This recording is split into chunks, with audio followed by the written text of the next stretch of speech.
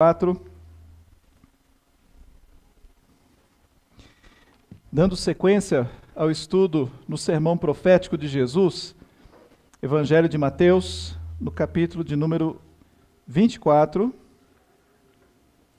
Nós vamos ler hoje dos versículos 15 até o versículo de número 28. Pegarmos mais um pedaço desse sermão profético do Senhor Jesus, em que ele diz assim: quando, pois, virdes o abominável da desolação de que falou o profeta Daniel, no lugar santo, quem lê entenda.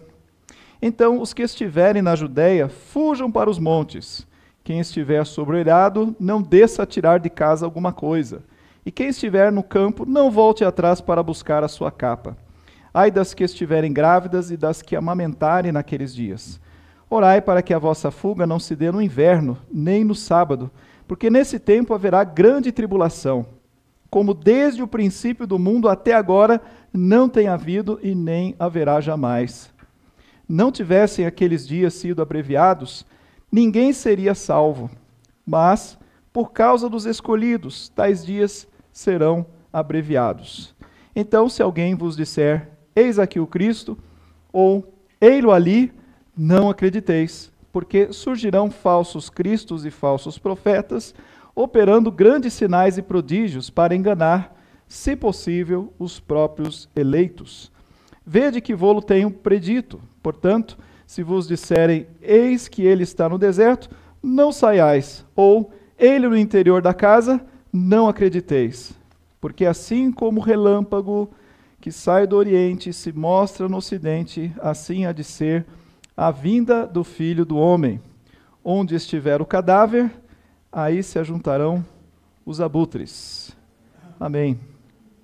Senhor, nos abençoa agora na reflexão desta porção da Tua Palavra, naquilo que ela representa para nós, do que ela nos ensina em termos das nossas atitudes, percepção, leitura da nossa realidade e como o Senhor quer que nós vivamos diante desta realidade. Te agradecemos, Senhor, por esta manhã, pelo Teu povo que aqui está reunido, pela nossa pátria. Obrigado porque temos liberdade para poder cultuar o Teu nome.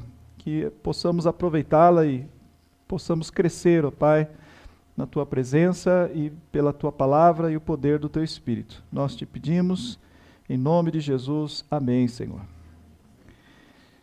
Nós temos estudado o sermão profético de Cristo e adotamos para este estudo o tema o servo fiel e prudente, que é o que nós vamos aprender no todo, que é o que o Senhor quer de nós, que sejamos um servo fiel e prudente, em tempos que exigem fidelidade e prudência, para agradarmos ao nosso Deus.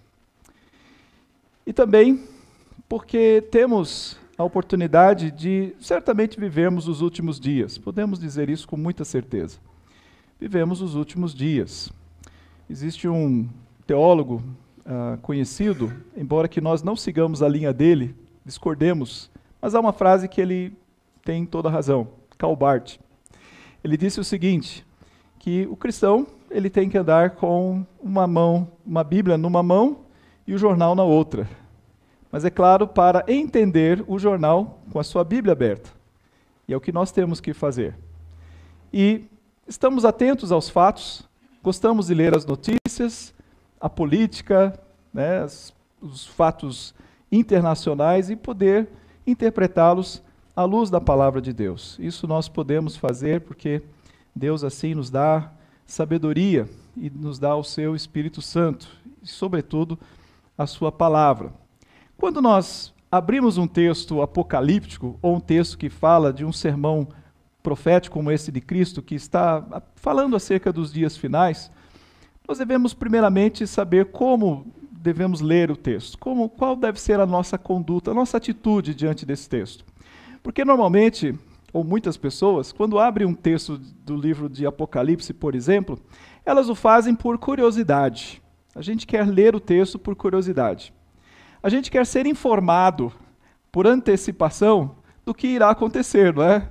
A gente gosta de saber, antes de acontecer, o que vai acontecer. E muitas vezes abrimos o livro de Apocalipse assim, querendo entender o que vai acontecer em seguida. No entanto, é preciso que nós tenhamos a conduta certa, a postura certa diante da palavra de Deus. E não é difícil você entender qual é a postura correta. Basta que você possa reconhecer que quando Cristo expôs estas verdades, qual seria a intenção de Cristo? Qual seria o seu propósito? Seria de matar a nossa curiosidade? Seria de nos informar, como um jornal serve para nos informar? Talvez ele nos informe, mas certamente o Senhor Jesus queria efetivamente nos ensinar. Como Senhor e como Mestre, Ele quer nos ensinar. E neste ensino, Ele quer nos alertar, Ele quer nos avisar, Ele quer nos preparar. Ele deseja nos fortalecer, porque Ele está lidando com o seu rebanho que vai enfrentar uma série de circunstâncias e Ele quer nos fortalecer. Ele está agindo para a nossa proteção e por isso Ele vai nos exortar, Ele quer nos despertar, Ele quer nos acordar, Ele quer nos mover o nosso coração, mover a nossa mente, fazer-nos ter uma reação diante da verdade que Ele nos coloca, para que isto sim finalmente sirva para nós como proteção e também como consolo ao nosso coração. Tudo isso você vai encontrar num simples texto como este. É simples, né? Mas não é tão simples, pelas verdades e riquezas que nós encontramos nesta passagem. Mas é importante que você tenha isto em mente, porque não é um texto para nos informar, é um texto para nos acordar e nos fazer reagir. Se você ouve ou lê um texto da palavra e no final você diz assim, né? Como se aquilo efetivamente não tivesse peso para você, porque você não entendeu o que o texto estava dizendo. Efetivamente, cada palavra de Cristo tinha um peso, e um peso enorme em sua sabedoria. Mas aqui Jesus continua no seu sermão, que nós pudemos refletir nos primeiros versículos na semana passada, e vimos que ele se inicia a partir do momento em que os discípulos têm uma curiosidade. Quando Jesus fala acerca do templo, ele diz, olha, essas pedras não ficarão sobre pedras, esse templo vai ser destruído. E os discípulos ficam curiosos para saber, Senhor, quando serão essas coisas? E quando será o sinal, né, da consumação do século? E Jesus então começa a ensiná-los acerca disso. Graças a Deus pela curiosidade dos discípulos, né? Porque levaram Jesus a nos trazer este grande ensinamento. E Jesus então começa a descrever o contexto, o cenário, que envolve os falsos cristos, que enganarão a muitos, que envolve as guerras e rumores de guerras. Aprendemos que não devemos ter medo, não devemos nos assustar, porque é preciso que estas coisas assim aconteçam. Também haverá fomes e terremotos, e então seremos atribulados no meio de toda essa situação. Haverá iniquidade, o amor de muitos se esfriaria, de quase todos, na verdade, e será pregado o evangelho de Cristo por todo o reino, então virá o fim. Mas agora Jesus, dentro desse contexto de final dos tempos, ele quer falar acerca de um personagem, ou de uma realidade da qual nós devemos estar atentos. O versículo 15, ele diz, quando, pois, virdes o abominável da desolação de que falou o profeta Daniel. Bom, quando você lê essas informações, que ele menciona o profeta Daniel, imediatamente você sabe que para entender o que Jesus está dizendo, você tem que se voltar para o profeta Daniel. Veja, o profeta Daniel, ele nos traz uma mensagem apocalíptica no seu tempo, quando ele era um exilado ali na Babilônia. E ele fala acerca deste abominável da desolação. Jesus vai alertar sobre esta realidade que ele chama de abominável da desolação. Para nós entendermos, será preciso um pouco de exercício para voltarmos ao texto de Daniel, entendermos a aplicação de Daniel e depois voltarmos a esse texto e entendermos como ele pode ser aplicado dentro da realidade futura que Cristo está apresentando para os seus discípulos.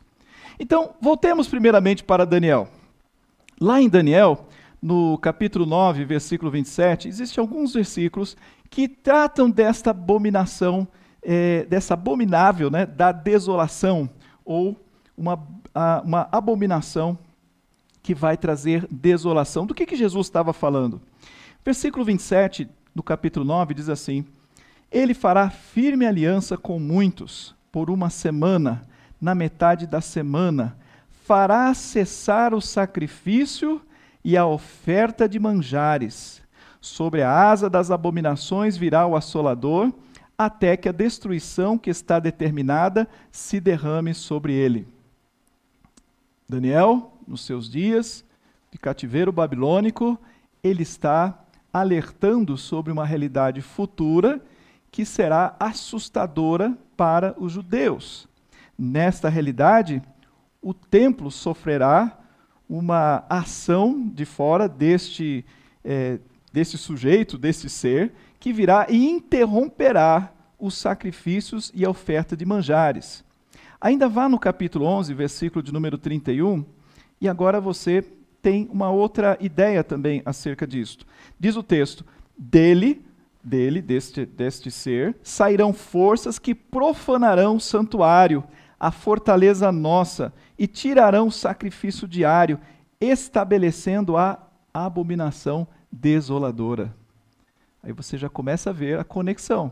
O mesmo termo que Jesus usou, Daniel havia usado, era exatamente disso que Jesus estava falando. Alguma coisa grande para Daniel iria acontecer e queria interferir nos sacrifícios do templo, estabelecendo esta abominação desoladora. E ainda no capítulo de número 12, versículo 11, novamente a mesma ideia. Depois do tempo em que o sacrifício diário for tirado e posta a abominação desoladora. Do que Daniel estava avisando? Que algo terrível iria acontecer e implicaria a adoração no templo. E isso efetivamente aconteceu no tempo e na história do povo judeu. No ano 167 a.C., você primeiro lembre-se, vamos precisar voltar um pouco na história e lembrar de que houve um homem chamado Alexandre o Grande, o grego, que reinou, dominou uma vasta região. Mas quando Alexandre o Grande morreu, o seu reino ficou dividido entre os seus generais, que assumiram e dividiram os reinados, as grandes regiões. E a região da Síria, Mesopotâmia e Judéia ficaram sobre o reinado, a gente chama do reino dos Seleucidas, ficaram sobre o reinado de um homem chamado Antíoco IV Epifânio. Então, este sujeito ficou governando toda esta região. E, na sua estratégia para a dominação dos povos que ele tinha poder sobre eles, ele queria incutir a chamada helenização. Ele queria que esses povos adotassem a cultura, a língua, a religião grega. Ele passava então como um trator sobre as outras culturas e sobre os outros povos. E não foi diferente em relação ao povo judeu.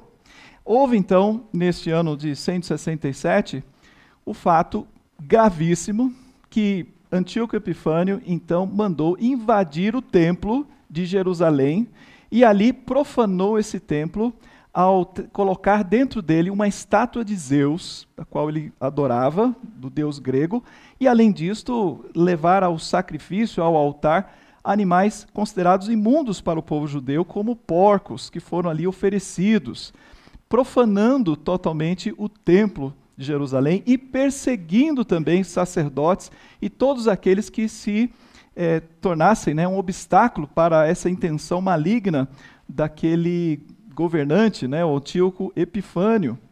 Isso fez com que houvesse, da parte dos judeus, uma revolta, a conhecida revolta dos Macabeus. Não sei se vocês já ouviram falar. Foi liderada por Matatias com seus filhos. E Judas Macabeu foi o principal personagem dessa história.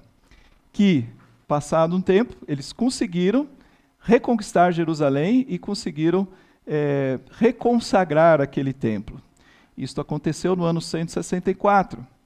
E hoje, até hoje, os judeus comemoram Hanukkah, que é justamente essa libertação das mãos desse Antíoco Epifânio. Então, isto ficou como um marco na história do povo judeu, e um marco traumático de alguém que ousou entrar no templo de Deus e profanar aquele templo com um sacrifício imundo ali no altar e colocar ali também o Deus Zeus dentro daquele lugar. Então, imagine o que isso representou para o povo judeu. Certamente, isso estava na memória deles, isso estava no coração deles como uma marca no tempo. E Jesus, então, veja, agora ele traz agora voltemos, para o que Jesus estava dizendo, e ele diz então, quando virdes o abominável da desolação de que falou o profeta Daniel. Opa, mas já não aconteceu no passado? Sim, mas vai acontecer novamente. Entenda uma coisa importante sobre as profecias do Antigo Testamento. É o fato de que elas tinham mais do que uma aplicação. E neste caso, nós poderemos enxergar nela uma tripla aplicação. Quando Daniel falou do abominável da desolação, este abominável aconteceu no templo, em 167 a.C., mas ele também vai voltar a acontecer, e voltará a acontecer novamente. Aqui Jesus estava falando para aquela geração em primeiro plano. Veja que mais à frente, nós não lemos o texto, mas no versículo 34 ele vai dizer, em verdade vos digo que não passará esta geração sem que tudo isto aconteça. Então, havia uma aplicação daquela realidade para aquela mesma geração. E depois nós vamos descobrir que há uma aplicação desta verdade para a nossa geração. Há, portanto, uma tripla aplicação deste abominável da desolação. Mas vamos entender para aquela geração. Veja que o texto começou dizendo assim, Jesus, olha que pedras, que construções. Jesus diz, não vai ficar pedra sobre pedra. Estas pedras vão ser derrubadas. Isto efetivamente aconteceu no ano 70 depois de Cristo. Um governante, um general chamado Tito, ele cercou a cidade de Jerusalém. Houve anos antes disto, uma série de circunstâncias políticas em que o povo de Jerusalém, os judeus, eles começaram a mostrar o seu descontentamento em relação à atitude dos romanos, quanto aos impostos, e vários atritos começaram a acontecer, até que no ano 70, esse Tito, esse general, ele faz um cerco de 5 meses na cidade de Jerusalém, e este cerco foi terrível, segundo o historiador Flávio Joséfo. Estou contando aqui fatos históricos, mas é importante que você tenha essa visão para depois entrarmos no texto para enxergarmos o que isso diz respeito a nós. Mas então, Flávio Joséfo, um judeu, ele registra na história o que foi esse período terrível de cerco de 5 meses de Jerusalém pelo Tito, este general, dizendo que foi um período em que houve uma fome tão extrema, porque não entrava comida, que pessoas começaram a praticar canibalismo dentro de Jerusalém. Imagine o que era isso para um judeu, em que pessoas morriam, em que houve grande dissensão dentro de Jerusalém entre grupos que queriam resolver de uma forma, grupos que queriam resolver de outra forma. Eu sei que essa situação ela culminou com a destruição de Jerusalém, que foi colocada abaixo, o templo foi completamente destruído. É interessante na história, como foi dito, que não era a intenção de Tito destruir o templo, porque era uma das grandes maravilhas daquela época, era suntuoso, era lindo aquele templo, a intenção dele era preservá-lo, mas que um soldado teria, por conta lá da guerra, lançado uma tocha de fogo e aquilo botou todo o templo abaixo. Isto foi e representou um enorme sofrimento para o povo judeu. Imagine o templo de Deus, aquele lugar que eles entendiam, Deus está aqui nesse lugar, nós devemos, esse é o centro da nossa adoração, e tudo acontece aqui no templo, as pessoas vêm de todas as partes para adorar a Deus aqui, e não temos mais um templo. Isto foi devastador. E Jesus então estava avisando eles que isto iria efetivamente acontecer como aconteceu. Isso deve servir para nós como um aviso de que aquilo que o Senhor diz que vai acontecer, irá acontecer. No tempo certo, na hora certa, isto irá efetivamente acontecer. E aquela geração que ouviu, olha, isto, né, em verdade vos digo, né, que não passará essa geração sem que essas coisas aconteçam, eles realmente viram tudo aquilo acontecer diante dos seus olhos. Jesus, no texto aqui, ele adverte aquelas pessoas, olha, vai ser uma coisa tão terrível que os que estiverem na Judéia fujam para os montes. E a história diz que, de fato, cristãos mesmo fugiram para os montes. Quem estiver no eirado, ou seja, se você estiver na parte de cima da casa e vê que está acontecendo, nem desça, sai correndo, aproveita dali mesmo, nem volte atrás. O texto fala, quem estiver no campo, vai do campo mesmo e com a roupa do corpo. Ai das mulheres que estiverem grávidas e das crianças que estiverem amamentando, o que elas vão fazer nesse momento? Elas vão ficar dentro de uma situação terrível. E orai para que a vossa fuga não se dê no inverno, porque no inverno é muito difícil de você pegar a estrada, nem no sábado.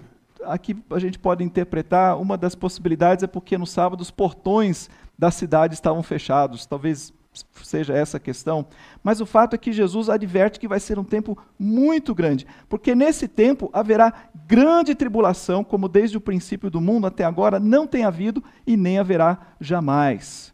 Então isso tem relação com o que aconteceu naqueles dias, mas isso também tem relação com o que irá acontecer, com o que está acontecendo e com o fato de que nós vivemos numa realidade escatológica. Nós vivemos nos últimos tempos.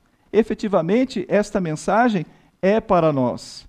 O Senhor Jesus, ele está nos alertando acerca de uma realidade que nós vamos viver. E nesta realidade, nós percebemos no texto, há uma tribulação que vai aumentando. Se você hoje veio aqui buscando conforto, porque você está se sentindo atribulado, você diz assim, puxa, está muito difícil. Então, o conforto inicial que eu quero te dar é o seguinte, vai piorar. O que você está passando ainda é só um pequeno sinal do que será a chamada grande tribulação, pela qual toda a igreja vai passar. Isso é importante também escatologicamente falando, porque há quem pregue que a igreja vai ser arrebatada, e aí virá a grande tribulação. O texto diz ao contrário, que a igreja vai passar pela grande tribulação, e o que Jesus está nos alertando é para que nós estejamos preparados para isso. Que nós não nos assustemos com isso, porque como ele disse nos versículos anteriores, é necessário que passemos por isso. Há uma necessidade que passemos por isso. E os dias serão tão difíceis, diz o texto, que, olha, não tivessem sido aqueles dias abreviados, ninguém seria salvo. Mas por causa dos escolhidos, tais dias serão abreviados.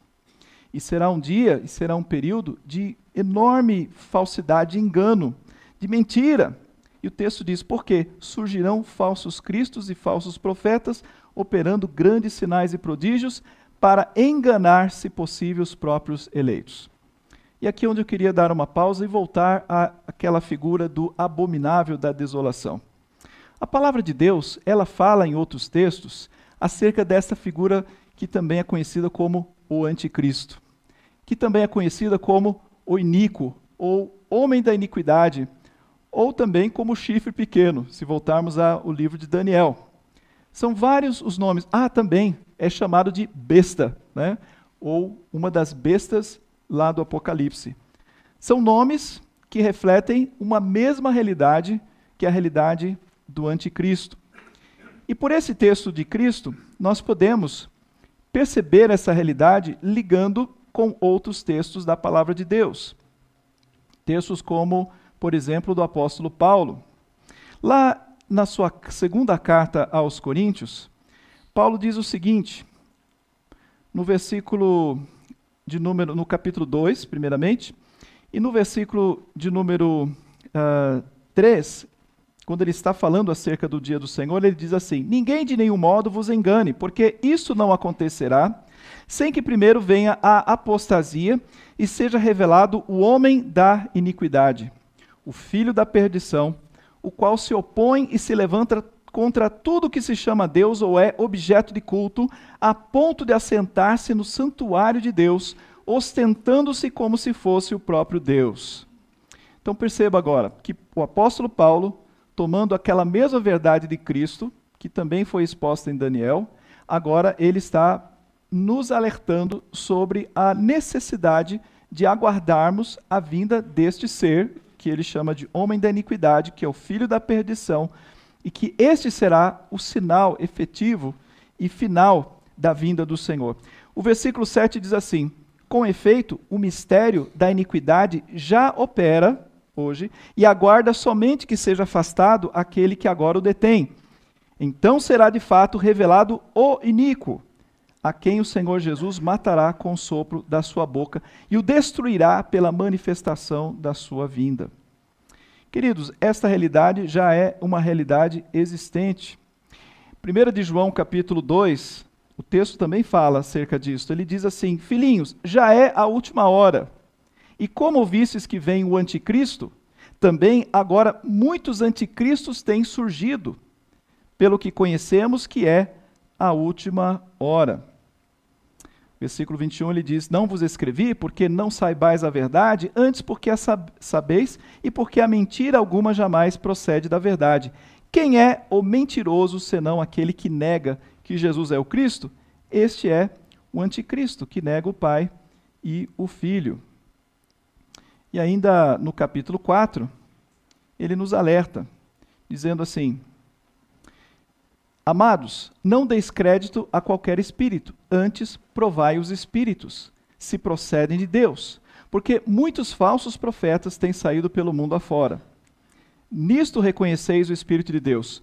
Todo espírito que confessa que Jesus Cristo veio em carne é de Deus, e todo espírito que não confessa Jesus não procede de Deus. Pelo contrário, este é o espírito do anticristo, a respeito do qual tendes ouvido que vem e presentemente já está no mundo. O que nós podemos reconhecer a partir destes textos? Uma realidade terrível, presente, que já está operando no mundo em que nós vivemos. Quando abrimos também em Apocalipse, no capítulo 13, você tem ali duas bestas que nos são apresentadas. Uma que vem do mar e outra que vem da terra. E a junção dessas duas bestas mostra o poder do maligno. Na verdade, o livro de Apocalipse apresenta três grandes realidades: Satanás, a besta que vem do mar e a besta da terra, formando ali uma tríade, uma espécie de trindade profana do mal. O dragão e as duas bestas. A besta que emerge do mar ao ler o texto, você percebe que é uma besta que reflete um poder terrível, um poder governamental, um poder político. E a besta que emerge da terra é um poder religioso. E esta besta que emerge da terra é aquela que vai induzir as pessoas a adorarem a besta que emerge do mar. O texto mostra o poder que elas têm de convencer as pessoas, de seduzir as pessoas a esta adoração, a tal ponto que o texto mostra que sobre as pessoas que se tornam adoradoras desta besta, deste anticristo, a elas será dada uma marca. E o texto fala que a marca que é dada sobre a mão direita ou sobre a fronte, para que ninguém possa comprar ou vender, senão aquele que tem a marca, o nome da besta ou o número do seu nome. E o texto diz: aqui está a sabedoria. Aquele que tem entendimento, calcule o número da besta, pois é número de homem. Ora, esse número é 666. O que nós podemos reunir aí dessas informações todas da palavra de Deus? Que esta realidade chamada anticristo já está presente como o espírito do anticristo. Existe uma ação percorrendo toda a realidade no sistema do mundo todo que se opõe a Cristo. Anti significa contra Cristo, que se opõe a ele, mas também aquele que se coloca no lugar dele, que quer assumir o lugar de Cristo e, portanto, receber e reconhecer, receber toda a adoração humana em relação a ele. Isso está acontecendo diante dos nossos olhos. O mundo, o sistema, a religiosidade, tudo está querendo assumir o lugar do Senhor Jesus Cristo. Mesmo igrejas querem assumir o lugar de Cristo. Estão desviando as pessoas do olhar que deveriam ter para Cristo, apresentando um falso Cristo e fazendo as pessoas adorarem esse falso Cristo. Somente isto pode explicar a possibilidade de, quando surgirem falsos cristos, as pessoas acreditarem efetivamente que estão diante do Senhor Jesus. Como podem estar tão cegas? É porque sutilmente foram sendo levadas, geração após geração, a serem enganadas, a olharem, a reconhecerem um falso Cristo. Isso está efetivamente acontecendo dentro da igreja, e há também um estado de coisas, que é todo mundo, essa organização mundial que está mudando a sociedade e fazendo com que cada vez mais nos distanciemos de Deus, da verdade do Senhor Jesus Cristo, e passemos a adorar certas coisas. Por adorar, entenda, não nos prostrar necessariamente, mas reconhecer a autoridade, seja de governos, seja de sistemas, seja de sentimentos na nossa vida que vão nos dominando, a ponto de nós aceitarmos como normal determinados pensamentos, determinadas atitudes. É interessante como esse texto aqui, que fala da questão da marca da besta, definindo quem vai comprar, o que vai comprar. Gente, isso está no assunto do dia. Quando ouvimos aí o nosso ministro Fux, dizendo, olha, é preciso que o governo limite o uso do dinheiro, que as pessoas recebem lá da sexta, como é que chama? Bolsa Família, para que elas não comprem o bet, coisas de aposta. E, em princípio, nós concordamos que as pessoas não devessem usar dinheiro que é dado a elas do governo para o seu sustento, para que elas usem, por exemplo, para ficar gastando com apostas e jogando o seu dinheiro fora. Concordamos nisso em tese, mas isso significa que o governo quer ter controle sobre como as pessoas gastam o seu dinheiro. Nós vemos, junto com isso, o que está agora acontecendo, a proposta do Drex. O Drex virá para tornar o dinheiro físico em espécie quase que inútil, quer dizer, ele vai sumir, como já está acontecendo. Nós já estamos todos dentro de um sistema em que o dinheiro corre sem ser visto, tudo por meio de sistemas. E o que isso representa? O maior controle do governo sobre aquilo que nós gastamos, deixamos de gastar, onde gastamos. Efetivamente, os nossos celulares e aplicativos sabem muito mais da nossa vida hoje do que nós mesmos. Eles sabem onde fomos, para onde viemos, o que gastamos, como gastamos, e você depois recebe tudo isso num relatório. Será que só nós recebemos isto, como relatório das nossas vidas? Há um controle cada vez maior sobre nós. E, ao mesmo tempo, nós vemos uma hostilidade crescendo em relação à vida cristã. Entenda uma coisa importante também. Recentemente, o Trump, vou falar dele de novo, ele foi eleito lá nos Estados Unidos. E a eleição do Trump, eu entendo que tem um papel efetivo assim, nesses últimos tempos.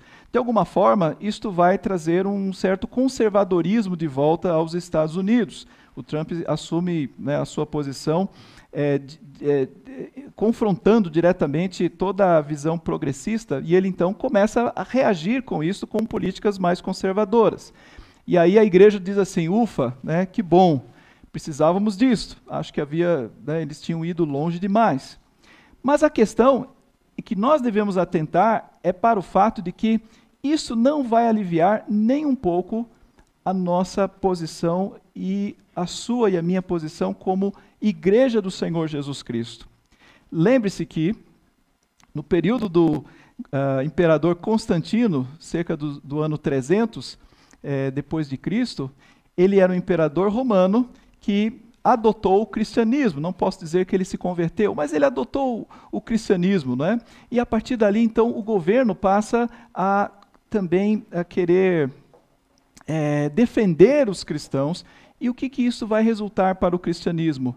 Vai resultar em corrupção. As pessoas passaram a também aceitar e adotar o cristianismo nas suas vidas por uma questão política e não por uma efetiva mudança de vida. O inimigo, ele sabe jogar o jogo. ele vai sempre testar a igreja, ou será através de uma perseguição direta, ou da forma pior possível, por uma infiltração do engano, da inverdade, da mentira, da malícia. E é o que vemos no texto. Veja, voltando aqui ao texto, nós somos advertidos a não cairmos no engano, mas não é qualquer engano. O versículo de número 24 diz que ele operará grandes sinais e prodígios para enganar, se possível, os próprios eleitos. Para enganar os eleitos, é preciso que essa mentira seja muito bem feita.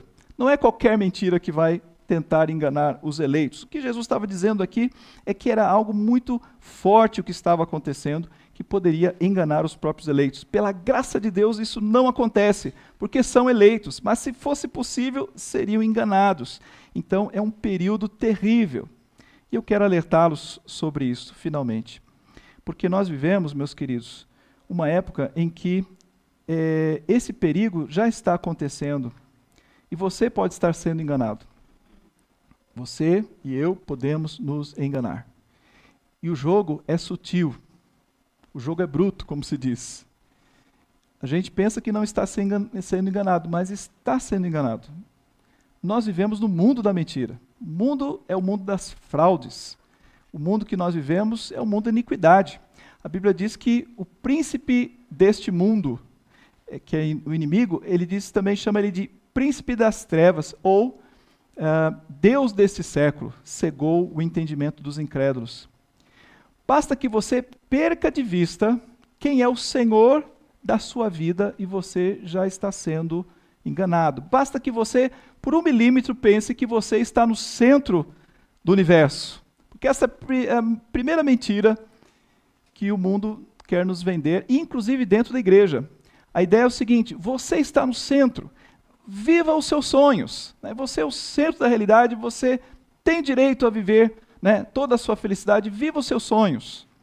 Isto é lindo, porque em parte é uma verdade, você tem direito a viver os seus sonhos, mas você não é o centro da realidade. Se Deus não for o centro dessa realidade, você já está sendo enganado. E este engano é do maligno. Ele é sutil, ele é bonito e ele é convincente.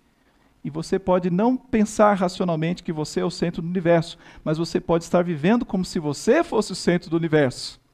Porque talvez você esteja na igreja aqui não para adorar a Deus, que é o centro do universo. Talvez você esteja aqui para resolver um problema daquele que você pensa que é o centro do universo. É você mesmo. É a sua necessidade que precisa ser resolvida, é a sua felicidade que está em jogo, e por isso você vai buscar a ajuda de Deus.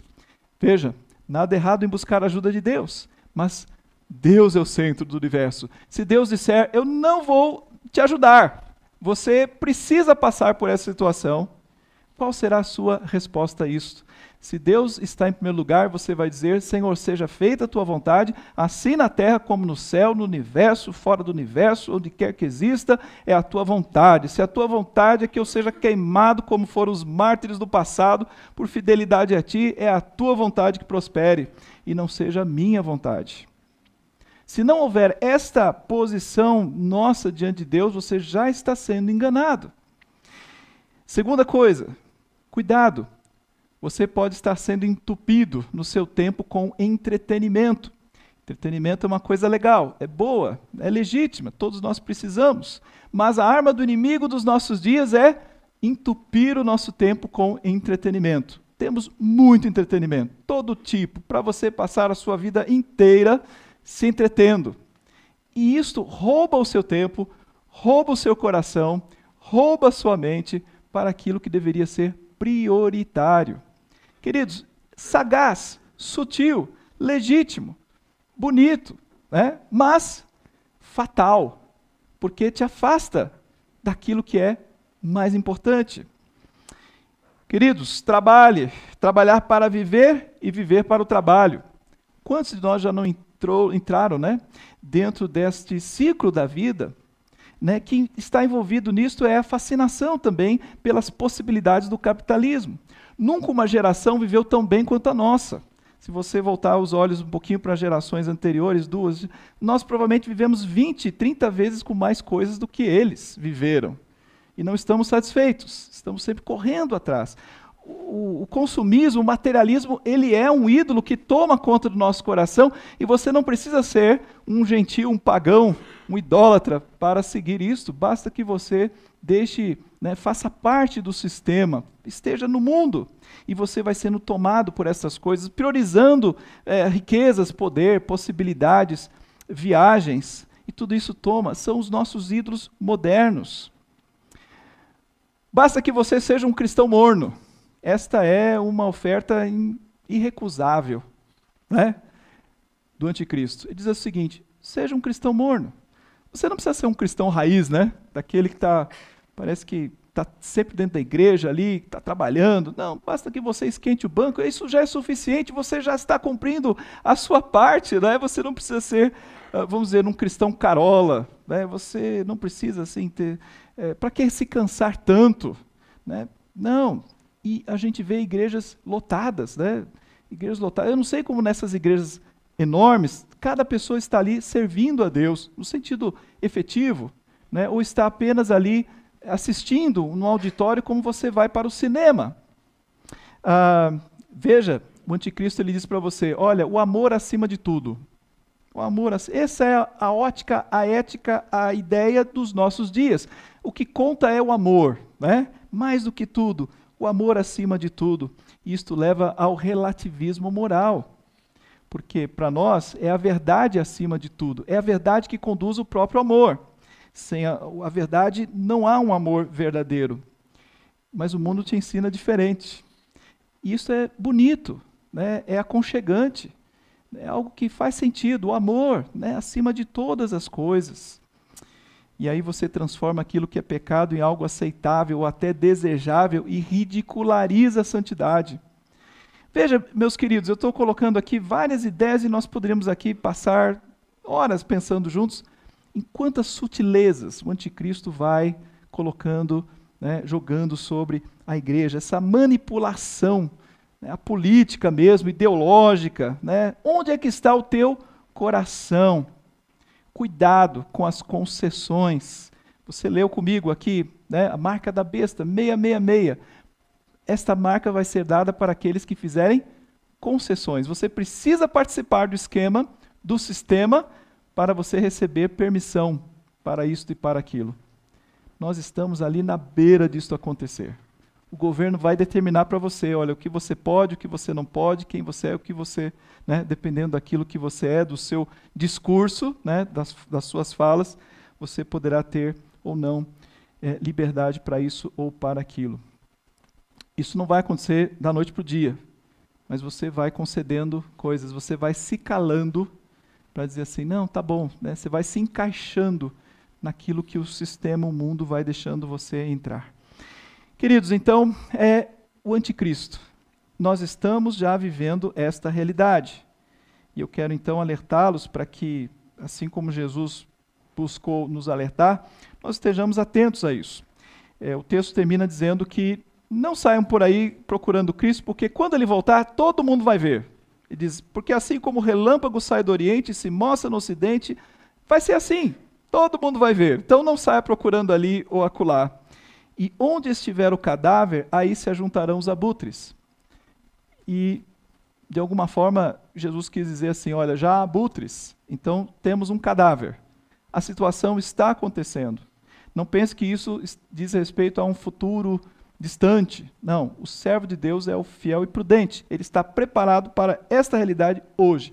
Se a igreja perde essa visão escatológica, essa expectativa da volta de Cristo a qualquer momento, se nós perdermos isso de vista, a igreja murcha, a igreja perde a sua força, a igreja se torna uma presa fácil, justamente para esse que Jesus quer nos alertar da sua existência, o anticristo, os falsos cristos e o anticristo e o próprio Satanás. Que Deus nos livre disso, que Deus nos ajude, que possamos perseverar na sua graça. Amém?